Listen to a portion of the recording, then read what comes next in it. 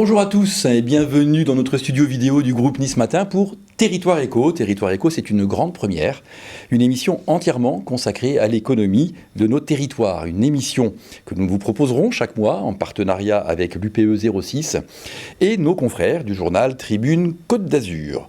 L'objectif de Territoire Éco, c'est de mettre en lumière l'écosystème du territoire azuréen, d'interroger les dirigeants qui font cet écosystème, parler de l'actualité économique du mois, bien sûr, mais aussi vous emmener hors des sentiers battus, dans les coulisses de nos entreprises et laisser les plus dynamiques de nos startups essayer de vous convaincre en pitchant leurs initiatives, leurs produits. Pour m'accompagner dans cette belle et nouvelle aventure, j'ai le plaisir de vous présenter Karine Wenger, chef du service économie du groupe Nice Matin. Bonjour Karine. Bonjour Christian.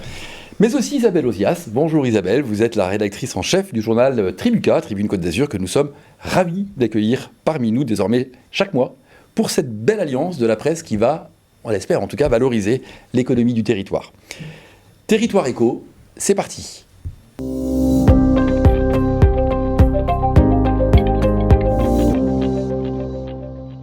Alors, dans Territoire Éco, nous accueillerons chaque mois une dirigeante ou un dirigeant d'entreprise. Elle ou il nous parlera de l'actualité de sa société, mais pourra aussi réagir à l'actualité du moment. Et nous accueillons aujourd'hui Christophe Cognier. Bonjour Christophe Cognier, vous êtes le président du directoire du groupe GSF Hygiène et Propreté. Est-il nécessaire de présenter GSF, l'une des premières entreprises à s'être installée sur la technopole de Sophia Antipolis en 1978, si je ne me trompe pas? Vous employez, je crois, aujourd'hui 43 000 employés dans le monde. Votre entreprise est spécialisée, comme chacun sait, dans le nettoyage industriel, qui est votre cœur de cible.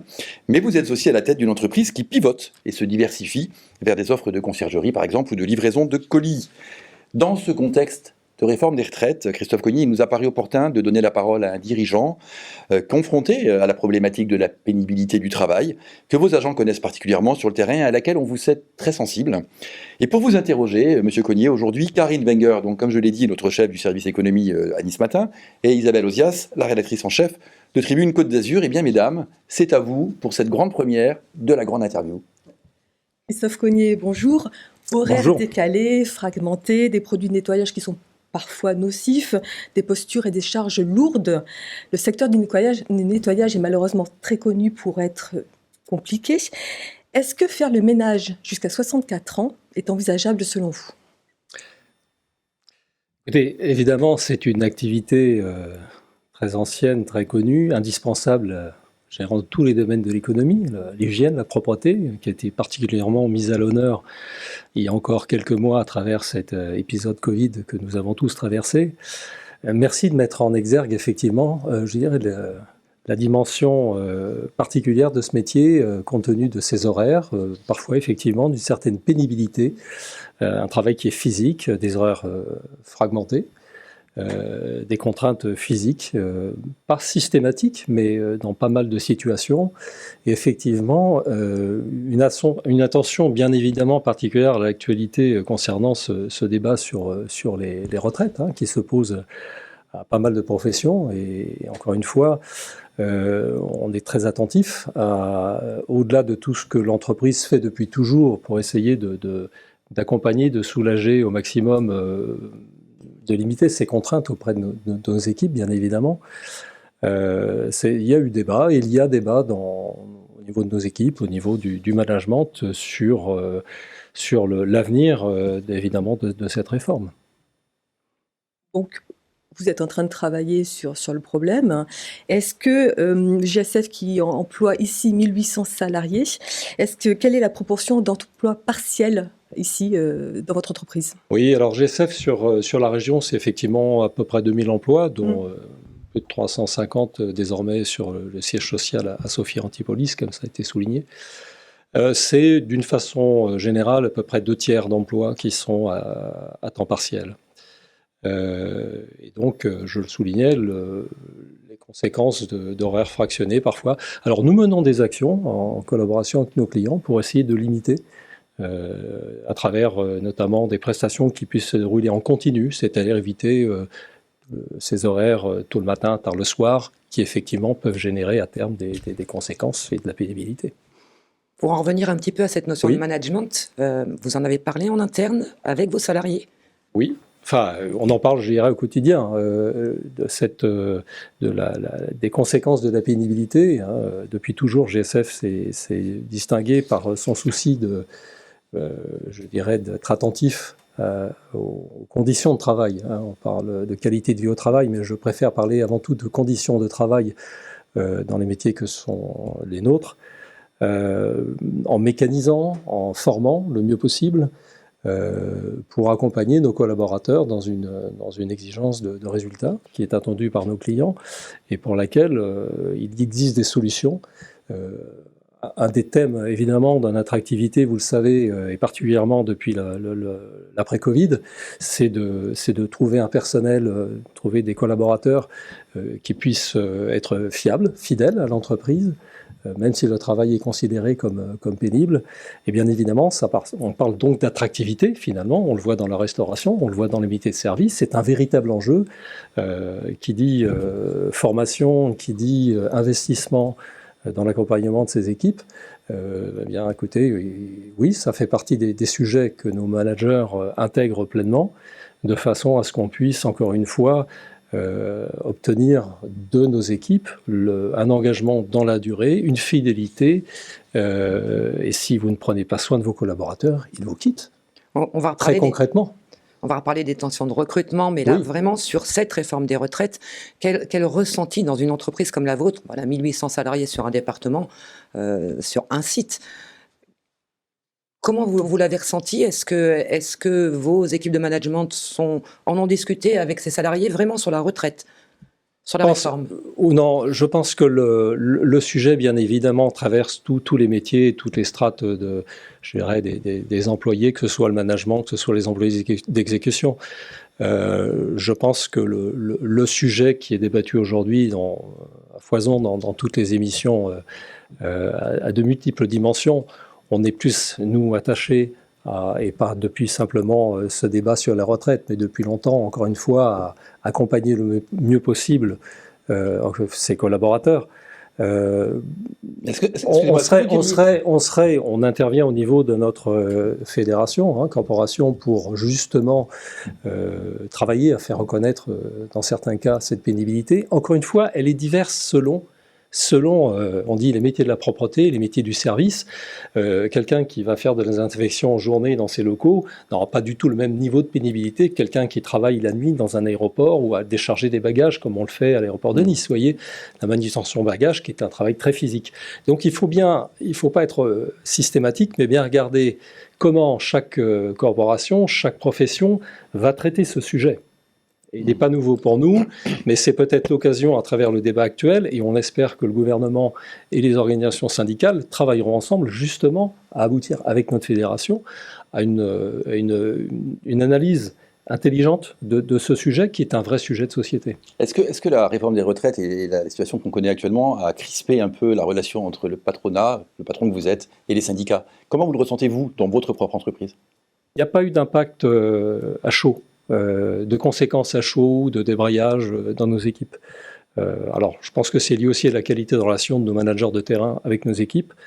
Là aussi, je reviens à cette logique de dire, si vous voulez avoir des clients satisfaits, puisqu'on travaille chez nos clients par définition, il vaut mieux avoir des équipes motivées, impliquées et engagées. Et ça, c'est la responsabilité de nos managers. Je reviens un petit peu à ce qu'est GSF et à cette très, très belle trajectoire de cette entreprise qui s'est développée par ses propres moyens depuis l'origine et qu'aujourd'hui est un leader reconnu dans notre profession.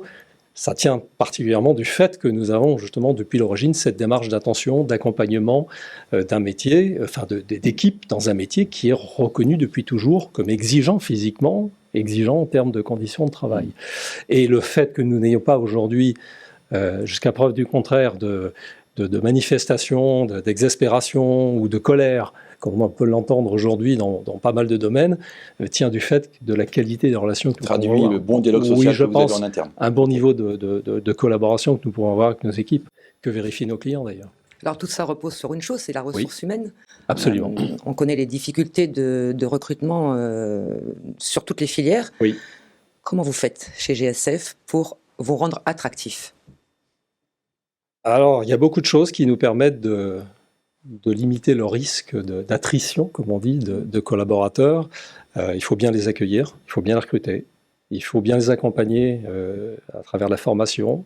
Et puis des choses qui sont des attentions de tous les jours, une reconnaissance, encore une fois, dans un métier qui l'est peu, même s'il a été encore une fois mis en lumière et il y a un an ou deux à travers. Et là, ça a été pour nous effectivement une expérience intéressante que au plus haut niveau de toutes les entreprises qui étaient dans des domaines très sensibles, de démontrer à quel point notre métier était utile, indispensable, et à quel point nos équipes étaient engagées. Ça, c'était, je dirais, une mise en lumière extraordinaire qu'on espère d'ailleurs prolonger. C'est dans le dialogue que nous avons avec nos clients.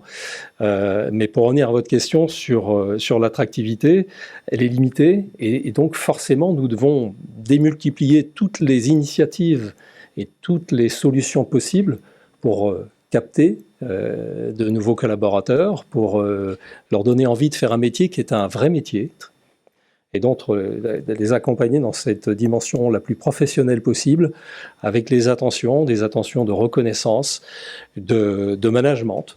Ils sont vrais dans toutes les entreprises, mais particulièrement indispensables dans des métiers comme les nôtres. Parmi justement les initiatives que vous avez mises en place il y a quelques années, vous avez lancé le showroom de l'innovation au sein de GXF, dont le but était de réduire la pénibilité, justement, et d'augmenter la productivité. Est-ce que vous avez mis en place des partenariats avec des entreprises d'ici, et où en est le showroom?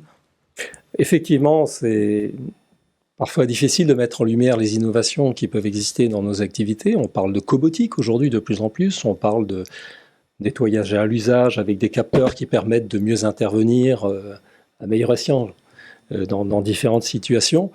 Le showroom de l'innovation que nous avons à notre siège vise effectivement à montrer des collaborations avec des entreprises de la région, si possible, qui nous accompagnent dans ces réflexions. J'ai à l'esprit une collaboration que nous avons avec des semelles qui permettent notamment de détecter s'il y a un accident ou une personne qui se retrouverait accidentée, donc avec une alerte. C'est les semelles Trax. Vous n'êtes pas allé les chercher très loin.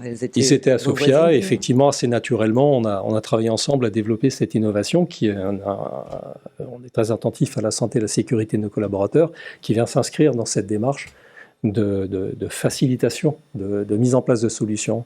Voilà. Et donc, je sais que Trax a aujourd'hui une belle, commence à avoir un bon développement dans d'autres activités, mais nous avons été un des premiers à les accompagner, tout à fait. Et outre la propreté et l'hygiène, qui représente quand même 80% de votre chiffre d'affaires, vous avez élargi votre offre et vous avez proposé des services supplémentaires. Lesquels sont-ils? Alors effectivement, il y a une logique à cela.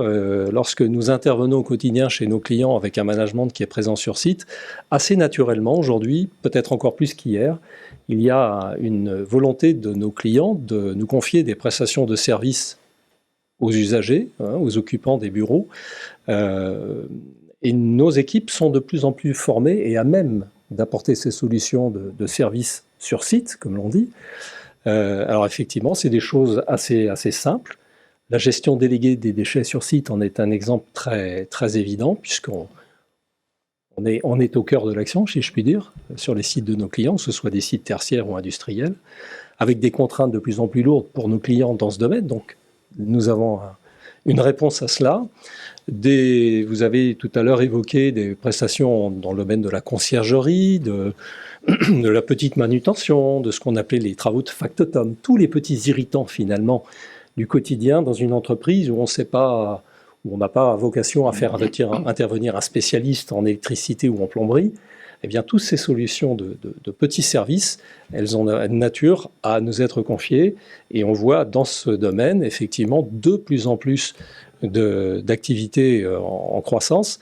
Je parlais tout à l'heure, si je prends un voisin qui est l'aéroport de Nice, des prestations de manutention de bagages, des prestations d'accompagnement de passagers, comme on le fait à Orly ou à Roissy aujourd'hui de façon de plus en plus importante. Il y a énormément, finalement, de sujets qui impliquent des personnels sur site, pas forcément très qualifiés, mais qui ont besoin d'un management et d'un accompagnement. Et dans ce domaine, comme nous sommes reconnus comme étant performants, encore une fois, naturellement, les clients se tournent vers nous. Cet accompagnement des conditions de travail de vos salariés, c'est dans votre ADN? À quoi ça tient? À votre fondateur? Oui. Absolument. Il est parti de rien et en 60 ans a bâti cette entreprise, comme je le disais, qui est devenue la référence de la profession. On parle de Jean-Louis Noisier, hein? Alors on parle effectivement de Jean-Louis Noisier, qui est, que je pense beaucoup connaissent ici dans la région, qui est parce que notamment il a créé une fondation à Sophia Antipolis qui porte son nom et qui porte aujourd'hui un beau projet. Oui, c'est la partie qu'on connaît le moins de GSF. Absolument. Et c'est vrai qu'il y a d'énormes projets en cours. Oui, alors vous évoquiez Jean-Louis Noisier, c'est un fondateur emblématique qui a inspiré tout le management de l'entreprise depuis longtemps, malheureusement disparu fin 2022, mais il laisse derrière lui une œuvre dans le domaine humanitaire qui est assez impressionnante, puisque cette fondation dédiée aux malades d'Alzheimer et leurs aidants, qu'on connaît désormais bien, qui est à Sophia Antipolis, et surtout ce très grand projet qui est en train de naître à Saint-Laurent-du-Var, en collaboration avec l'Institut Arnaud de Sanck, et avec la création d'un institut dédié à la chirurgie cardiaque, qui est un projet de très grande ampleur. Qui finance cette fondation? Eh bien, c'est Jean-Louis Noisier sur ses biens personnels, sur ses fonds propres, je dirais, et personnels, et aussi à travers la fondation qu'il a créée et qui aujourd'hui était son souhait et qui voit son prolongement à travers le financement de ce futur institut et également de son fonctionnement à venir, en collaboration avec Arnaud de Sanck. Eh bien, Christophe Cognier, merci beaucoup. Mesdames, merci pour cette première grande interview. Longue vie à GSF. Et on aura certainement l'occasion de reparler de vous dans Territoire Éco. L'entreprise étant vraiment une de celles qui a le plus de visibilité, d'expérience et d'ancienneté sur notre territoire azuréen. Merci encore. Merci Christian. Merci de votre invitation. Et nous passons maintenant à notre rubrique suivante.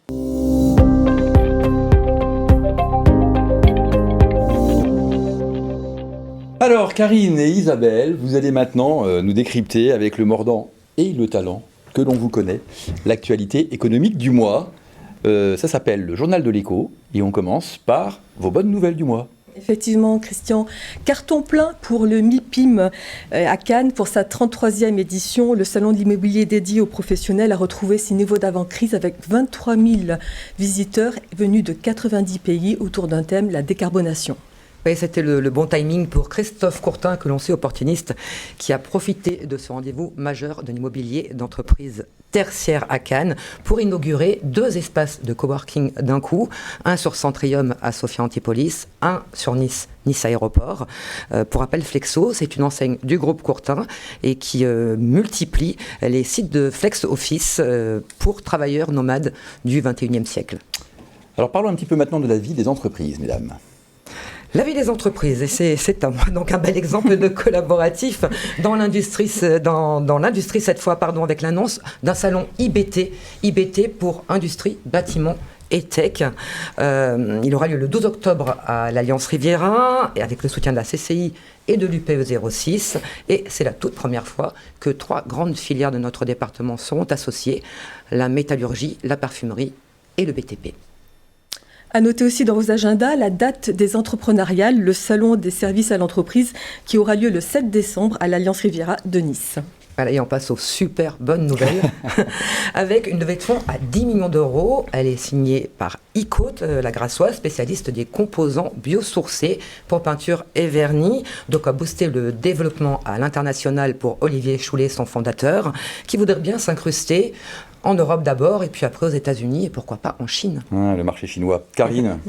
Earthwake, la start-up niçoise de valorisation des déchets plastiques fondée en 2020 par Samuel Le Bihan et François Danel, vient de lever 2,2 millions d'euros. Alors son objectif, c'est d'accélérer la production et la commercialisation de ces équipements pour devenir dès 2027 un acteur mondial de la filière de valorisation chimique des déchets plastiques. On joue aux petits chevaux, Isabelle, maintenant. Oui, et pour avoir le tiercé dans l'ordre du mois des levées de fonds, il fallait jouer Go Mécano, 2 millions d'euros levés, c'est pas mal pour la spécialiste des équipes de mécaniciens mobiles et de l'entretien de marques automobiles émergentes. On pense aux véhicules électriques. En perspective pour l'entreprise de Roquefort-les-Pins, le renforcement de son maillage territorial avec des Go mécaniciens un peu partout sur les routes de France.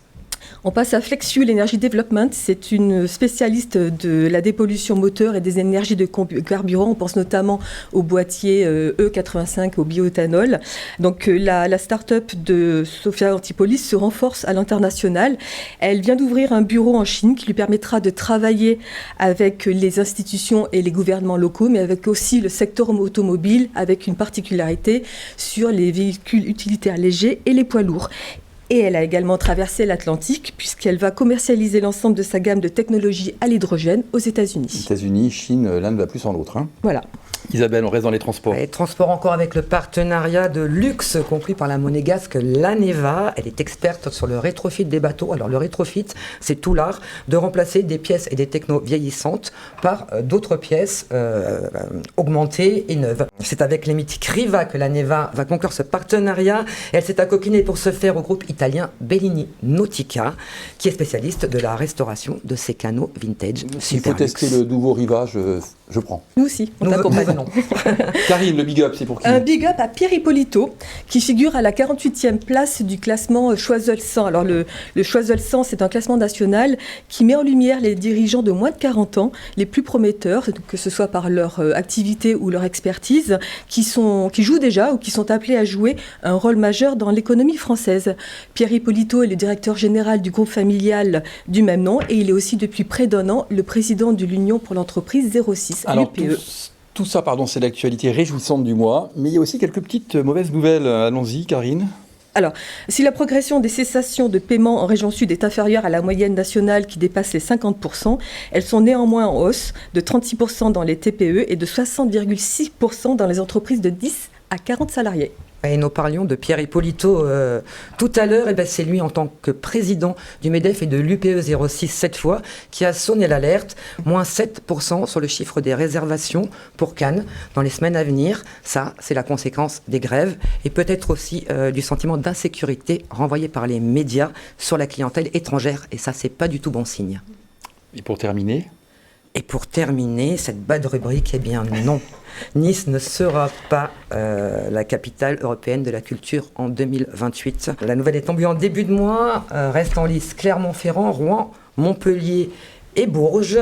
Et peut-être n'ont-elles pas démoli leur théâtre dès le début de la pièce. Ouh là là, cette réflexion n'engage que vous, chère Isabelle.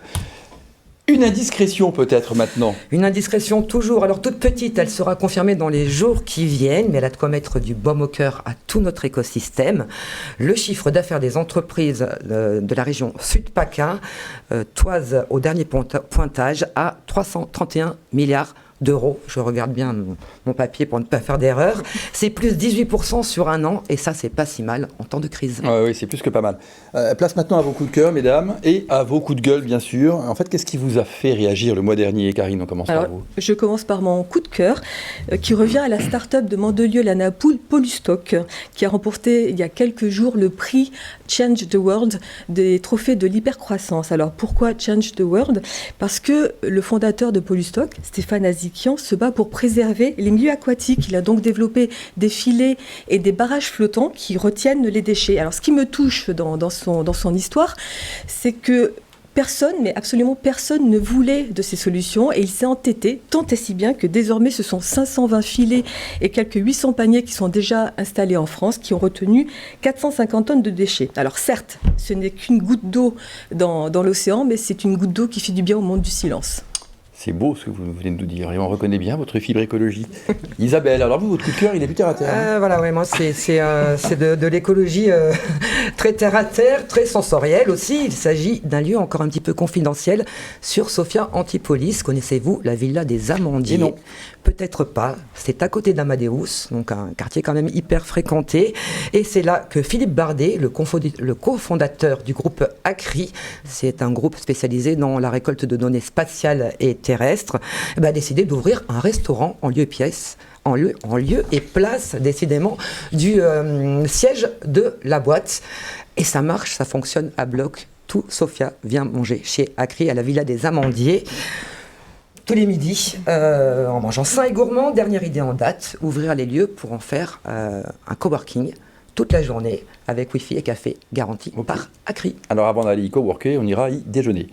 Et on va terminer par vos coups de griffe. Isabelle, encore à vous. Encore à moi, on ne pouvait pas cette année encore passer, outre le 8 mars, la journée internationale de la femme, des femmes, date fatidique où le deuxième sexe s'aperçoit qu'il ne s'est rien passé depuis l'édition précédente. Revers de la médaille, c'est désormais l'occasion de présenter un peu tout et n'importe quoi du moment qu'il y a de l'oestrogène.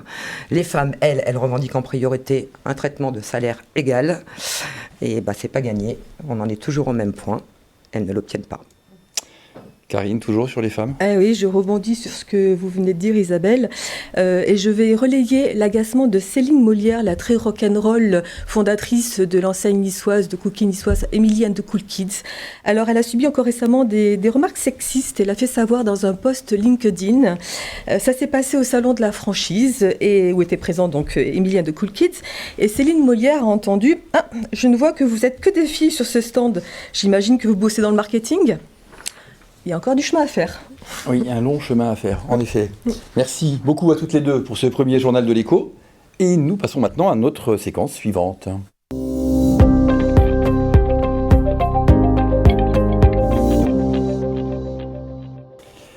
Et nous vous emmenons maintenant dans les coulisses d'une grande entreprise. Une rubrique que vous retrouverez tous les mois dans Territoire Éco. Nous avons choisi pour cette première une société emblématique de la Côte d'Azur, Thales Alenia Space. Qui n'est jamais passé devant ce grand vaisseau blanc du boulevard du Midi à Cannes-la-Boca, qui envoie au-dessus de nos têtes des satellites du monde entier. Karine, ce choix pour cette première de Territoire Éco, il s'imposait vraiment. Il s'imposait, tout à fait, Christian, parce que tout ce que fait Thales Alenia Space est un peu hors norme. Alors, on va commencer par des chiffres. Thales Alenia Space a 2 sites en France, un à Cannes, que nous allons découvrir, et un autre à Toulouse. Et Thales Alenia Space est la branche spatiale du groupe d'électronique français Thales. Donc, Thales Alenia Space affiche un chiffre d'affaires qui dépasse les 2 milliards d'euros en 2021, emploie quelques 8000 personnes dans 10 pays, sur 17 sites, et elle a même une usine aux États-Unis. Au nombre de ses clients, des institutions comme la Direction générale de l'armement, ou bien encore l'Agence spatiale européenne, mais aussi des gouvernements et des entreprises qui comptent sur elle pour concevoir, fabriquer et livrer des systèmes satellitaires. Alors à Cannes, il faut entre 16 et 18 mois pour concevoir un satellite, une tâche qui incombe bien entendu aux employés de Thales Alenia Space, mais aussi à des robots. L'entreprise a mis en place depuis quelques temps un pôle usine du futur pour faciliter le travail des humains et aussi exploiter la masse phénoménale de données qui proviennent des satellites. Et c'est exactement ce que nous allons découvrir dans ce reportage. On va regarder tous ensemble les belles images de nos journalistes Franck Fernandez qui était accompagné d'Agnès Farrugia.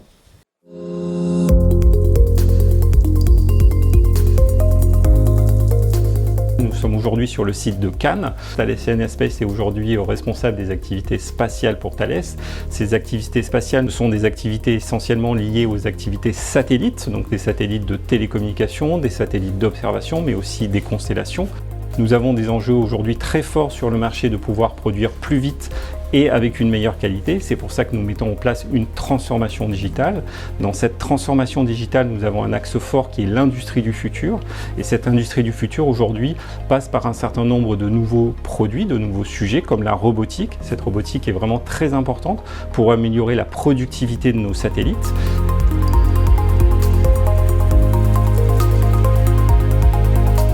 Nous sommes ici dans les salles blanches de Thales Alenia Space où nous avons mis en place des solutions robotiques qui permettent le contrôle par radiographie X de nos panneaux structuraux de satellites avec le robot Twinix, jusqu'à la pose automatisée de miroirs qui permettent la dissipation de la chaleur de nos satellites. Cela a permis de réduire le temps de fabrication par 4 et d'améliorer le confort de nos opérateurs travaillant sur nos produits.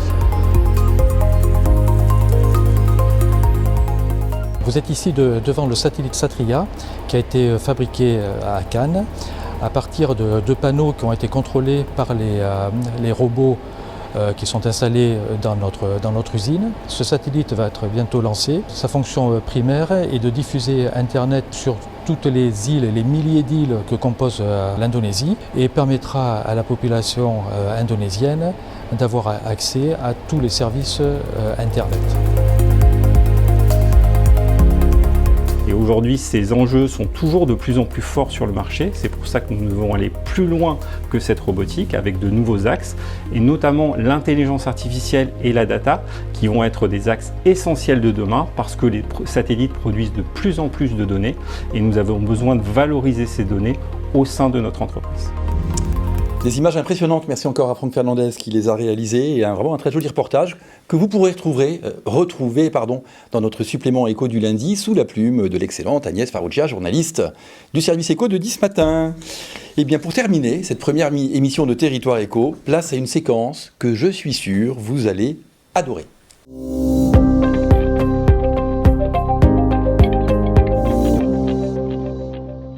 Alors en effet, dernière séquence de ce premier Territoire Éco, un exercice redouté par les start-upers, mais un passage incontournable pour faire connaître son service ou son produit innovant. Et c'est à vous, Tania Bencheva-Vigier, que revient la redoutable tâche d'inaugurer cette nouvelle rubrique. Vous êtes la dirigeante fondatrice de Native Spaces, que l'on peut qualifier de Airbnb de l'événementiel, et vous allez avoir 1 minute 30 pour nous convaincre que vos services sont absolument indispensables tant aux entreprises qu'aux particuliers. Ça s'appelle le pitch. Top chrono, c'est à vous. Bonjour. Alors, Native Spaces, qu'est-ce que c'est? Il s'agit d'une plateforme où toute personne peut facilement réserver un lieu atypique afin d'organiser un événement personnel ou professionnel hors du commun. Une villa, un rooftop, un jardin, un bar atypique et même un bateau. Native Spaces fonctionne comme un Airbnb des événements. D'un côté, les organisateurs d'événements peuvent facilement trouver un lieu en fonction de ces critères, emplacement, capacité, budget, le réserver et le payer en toute sécurité. De l'autre côté, les propriétaires sont en mesure de monétiser leurs espaces sous-utilisés et ce, sans aucun souci administratif. Ils ont accès à des outils de gestion des réservations, à des contrats et des assurances spécialisées. Le processus est simple et 100% en ligne. À ce jour, notre équipe est composée de 10 collaborateurs de 5 nationalités différentes. Nous donnons accès à 700 lieux extraordinaires dans la région et depuis notre lancement commercial en 2021, nous avons contribué à la réalisation de plus de 100 événements, des séminaires, des lancements des produits et des marques, des anniversaires, des mariages et même des productions de films. Cela représente autour de 1 million d'euros de chiffre pour les propriétaires en seulement un an. Pour résumer, notre ambition et mission est d'ouvrir les portes des lieux extraordinaires et sous-utilisés en permettant au plus grand nombre de célébrer les moments importants ensemble et ce dans un contexte extraordinaire et inoubliable. Vous êtes un propriétaire de lieu ou un gérant, vous organisez un événement ou peut-être êtes-vous un investisseur, retrouvez-nous sur nativespaces.com. Merci infiniment, la démonstration est brillante, le pari est tenu, voilà, nos journalistes vous donnent 10 sur 10. Hein. Et puis je pense que pour la 100e émission de Territoire Éco, ou pourquoi pas même la 10e, hein, quand on cherchera un lieu d'événementiel, on fera signe à votre entreprise Native Spaces. Merci encore infiniment. C'est ainsi que va s'achever cette première émission de Territoire Éco. Vous pourrez revoir et la revoir en boucle, si vous le souhaitez, sur nos sites internet, sur les pages Facebook du journal, sur la chaîne YouTube du groupe Nice Matin, mais aussi bien sûr sur le site du journal Tribune Côte d'Azur, tribuca.net. Merci à tous de nous avoir suivis pour cette grande première. Merci à Sophie Doncet, Philippe Bertini et Franck Fernandez qui ont réalisé cette émission. Merci à vous, Karine et Isabelle. Et on se retrouve bien sûr dès le mois prochain pour un nouveau numéro de Territoire Éco. Excellente journée à toutes et tous.